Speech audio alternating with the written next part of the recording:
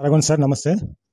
ఆ, కాళేశ్వరం ప్రాజెక్టు అవినీతి పైన రిపోర్టు క్యాబినెట్ ముందుకు వచ్చింది. దాంట్లో అవినీతి జరిగిందా, జరిగితే బయటపడుతుందని మీకు నమ్మకం ఉందా? దానిపైన విశ్లేషణ చేయండి. కాళేశ్వరం ప్రాజెక్టులో జరిగినటువంటి అవినీతి పైన, అవకతవకల పైన మరి నివేదిక కమిటీని, ఒక కమిషన్ను నియమించడం జరిగింది. అది నివేదిక కూడా ఇచ్చింది. నిన్న మరి ఏదైతే క్యాబినెట్లో చర్చించడం జరిగింది అని చెప్పింది. అవి మరి అసలు నిజంగా అవకతవకలు జరిగాయా నిర్దిష్టంగానైతే మరి అవి స్పష్టంగా కనిపించినట్టుగా లేవు.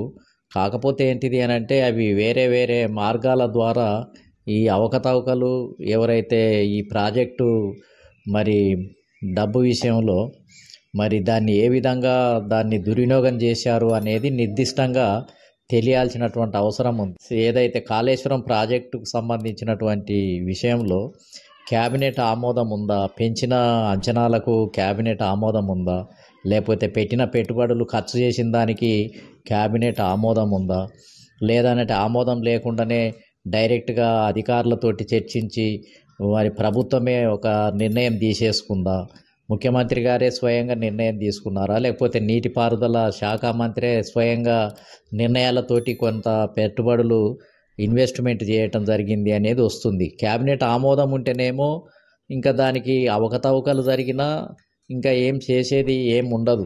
కాకపోతే నిర్దిష్టంగా ఈ డబ్బు ఈ కాంట్రాక్టర్ల ద్వారా, ఈ ఇంజనీర్ల ద్వారా ఫలాని అకౌంట్లోకి వచ్చింది అని అలాంటి ఆరోపణలు ఏమైనా బయటపడితే అది నిర్దిష్టంగా బయటపడటానికి అవకాశం ఉంటుంది. కానీ క్యాబినెట్ అంచనాలు ఎంత పెంచినా, ఎంత పెట్టుబడి పెట్టినా క్యాబినెట్ ఆమోదం ఉంటే ఇంకా దాని విషయంలో తప్పు పట్టడానికి, దాని విషయంలో చర్యలు తీసుకోవటానికి ఎలాంటి అవకాశాలు అయితే ఉండవు నాకు తెలిసి. కాకపోతే ఈ మధ్యకాలంలో మరి ఇంజనీర్ల పైన ఏసీబీ దాడులు చేసినప్పుడు కోట్లాది రూపాయలు బయటపడటం జరిగింది. ఈడీ కూడా మరి ప్రవేశించడం జరుగుతుంది.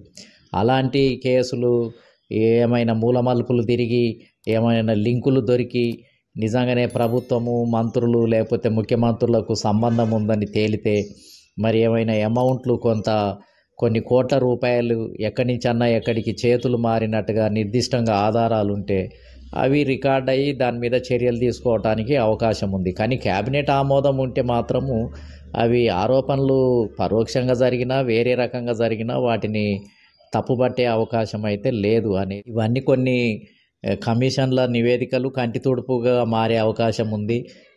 అదేవిధంగా అవి నిలబడయా, అవి అసలు ఇంట్లో మెతక వైఖరి ఉంటుందా, ప్రభుత్వం సీరియస్గా ఉందా, లేకపోతే మరి ఇంకేమైనా జరుగుతుందా, లోపల ఇంకేమైనా జరిగే అవకాశం ఉందా, ఇవన్నీ తేలాల్సినటువంటి అవసరం ఉంది. ఎందుకనంటే ఇప్పటికే సంవత్సరంన్నర గడిచిపోయింది.